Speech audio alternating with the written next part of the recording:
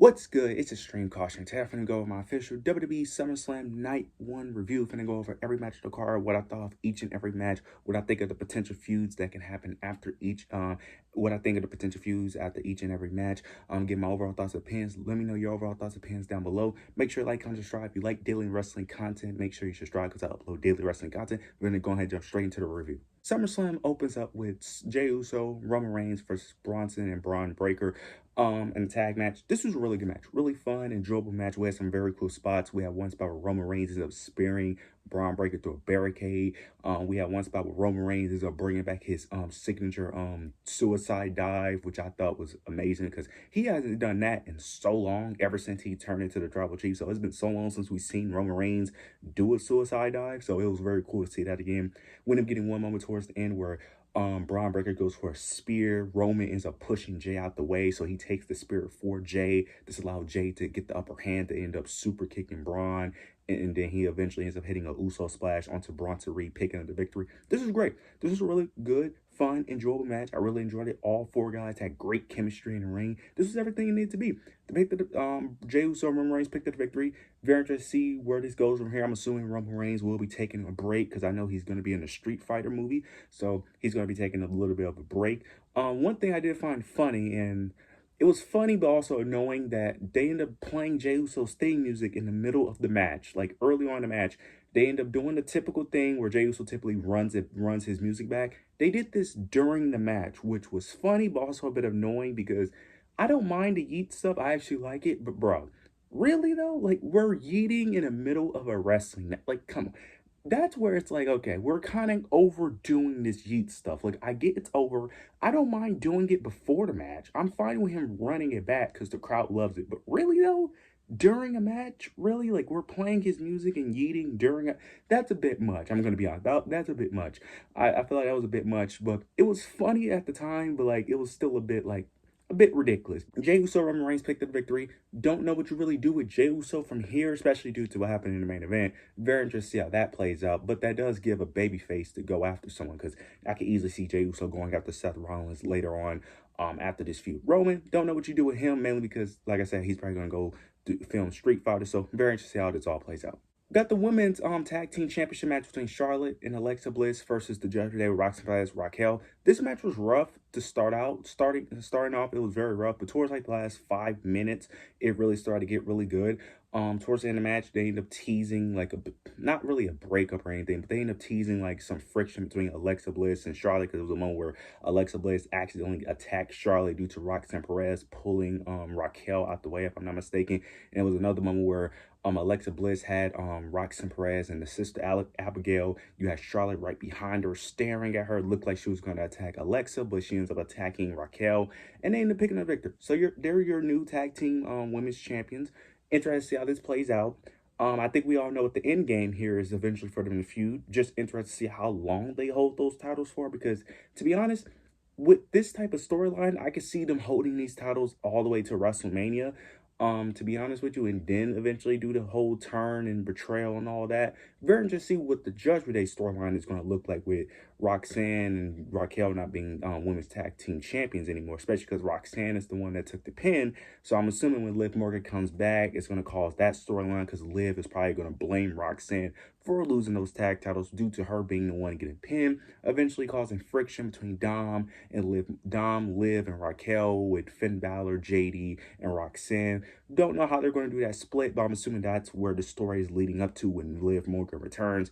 The friction between the Judgment Day, probably splitting members up.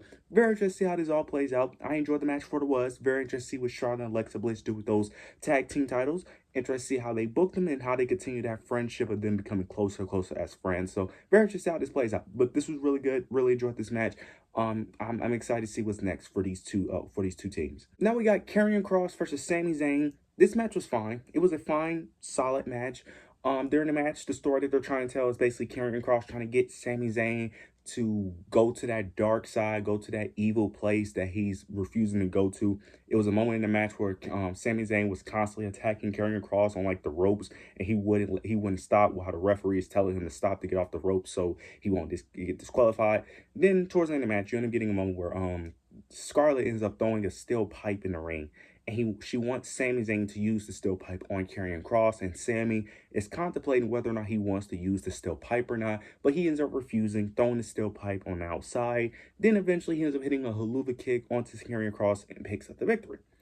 I don't mind this at all. I just don't want them to continue this feud, because I said this before. If Sami Zayn does one, win by cheating or doing some heel tactic, or two, turn heel, the feud needs to end. You cannot have Sami Zayn continue to refuse to turn heel and beat Karrion Kross, and then Karrion Kross keeps coming back.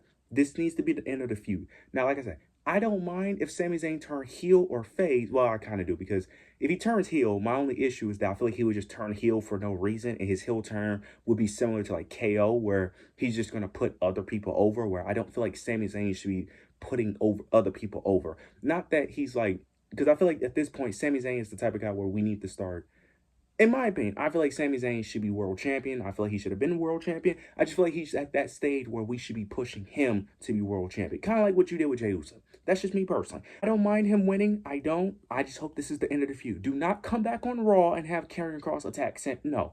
Do not do this. If you was going to turn Sami heel, this would have been the time. Do not try to do this on Raw and continue. No. End it here. It's over. Sami won. Have him move on to different things. You can either have him go after Seth Rollins. That's the story I'll be telling personally. Have Sami Zayn go after Seth Rollins, win the Rumble, go to WrestleMania. Now, I highly doubt they do all that, but I'm a little biased. But if I was booking it, that's how I would do it. But I'm a bit biased. But who knows? That could be a potential outcome. Who knows? That could be a potential outcome.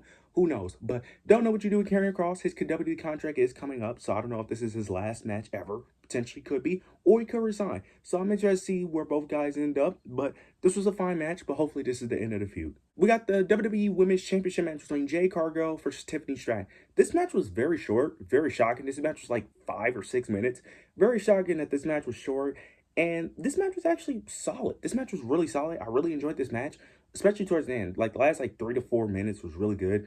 Very shocked by the outcome of this match, because I was for certain Jade Cargill was going to win. I thought they was going to put the rocket strap to her, but they had Tiffany Stratton picked up the victory. And I know a lot of people are complaining about this match, but I don't understand why. A lot of people are complaining because she won the Queen of the Ring tournament and lost. But here's my thing. You fans constantly complain and whine about predictability, but then when you get unpredictability, you complain about that too. Every person who wins the Queen and King of the Ring cannot win every time. I like that sometimes you lose. Same thing with Money in the Bank. You guys want every cash-in to be successful. Sometimes you need a failed cash-in, which I like. I don't mind her losing this match. I am a bit confused on how she lost, because she lost clean. Also took one moonsault. That's a bit confusing, because throughout her entire build, since she came to the main roster, Jade has been built as an unstoppable force. The fact that it took one moonsault to get rid of her is kind of crazy. I feel like it should have took like 2 or 3 in order for her to lose this match. That's really my only criticism. Then people are saying that we need a new champion. I don't know if Jade Cargill would have been the problem, because the issue isn't Tiffany Stratton being champion. The problem is they have no depth in the women's division on SmackDown for Tiffany Stratton. That is the problem. The other problem is that she's a babyface. That's kind of the problem too. But putting the title on Jade would not have helped the SmackDown division at all, because the problem isn't Tiffany being the champion. The problem is the lack of challengers that she has to face on SmackDown. That's the issue with the women's title on SmackDown. So moving it to Jade would actually make it worse, because the one thing that's been saving Tiffany's reign is her matches. Her matches have been really good. Putting that on Jade would just make it worse, because Jade is a worse in-ring performer. Even though this match was actually really good. I enjoyed this match. This was probably the best match Jade had in her entire career. So this was a good showing, but putting the title on Jade would only make that problem worse, because she's worse on the microphone and worse in the ring. So this was the correct decision. I'm glad they went this route. I'm glad they did not just put it on Jade for any reason. You have people saying that Asuka should have won. Asuka winning wouldn't have changed anything, because for one, she would have just lost any match that she would have had anyway. People are like, they could have done Io Sky and Asuka. Naomi cashed in, so that wouldn't have been the match anyway. It would have been Naomi and Asuka, and Naomi is beating Asuka. Let's just get over it. So, by the way, this was great. I enjoyed it for what it was. I'm glad that Tiffany retained, because I do think that was the correct choice, and I'm interested to see where they go from here.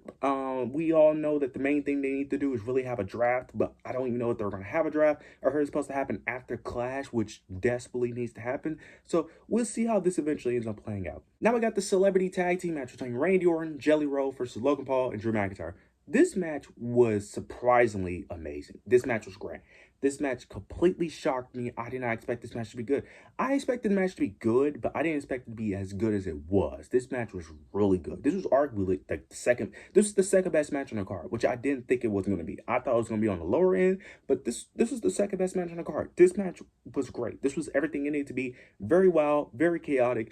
It was 1-6 spot where Logan Paul ends up doing a frog splash on the table onto Jelly Roll. Jelly Roll looked great in the ring. Really enjoyed this match. This match was very fun. This match was everything it needed to be. The only complaint I have is that they end up playing a fake injury angle with Jelly Roll, which was very annoying because I hate when they do these fake injury angles during a match because they do it in the most predictable and so uninteresting way because they already overdo it so much that it's so obvious when they're faking it. And then number two, they drag it out. Like they was helping Jelly Roll up. You know, they have a bunch of security guards carrying him. They did this for like 10 minutes of just going back and forth between Jelly Roll and the match, carrying him out. That's my issue. If they would have done this for like 3 to 4 minutes, fine. But it was so long where they're just carrying Jelly Roll. Then they do the typical trope of the babyface gonna fight through the injury, come back because I have to. Like, it was a fun moment. It was a fun moment. I wouldn't have minded if they would have did that a little bit quicker. It just dragged out a bit too long for my liking. But Jelly Roll ends up making a comeback, fighting through the injury, but eventually he ends up can't, you know, of course the adrenaline starts wearing down, the heels start overcoming the baby faces. You end up getting a moment towards the end where Drew McIntyre hits a Claymore onto Jelly Roll, then Randy hits an RKO.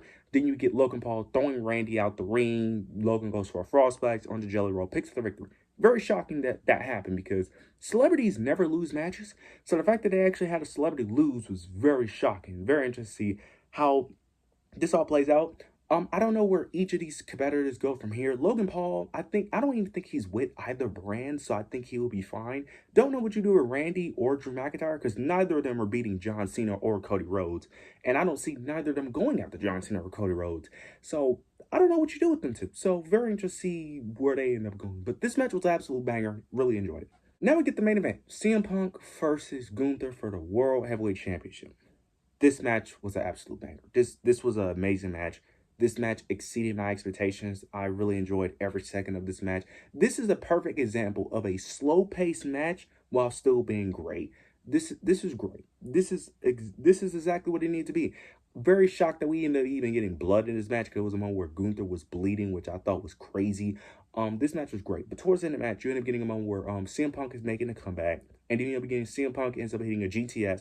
Gunther is still standing after the first GTS. Hits it again, hits another GTS, and then gets the pinfall and becomes your new World Heavyweight Champion for about 2 minutes until Seth Rollins comes out on crutches.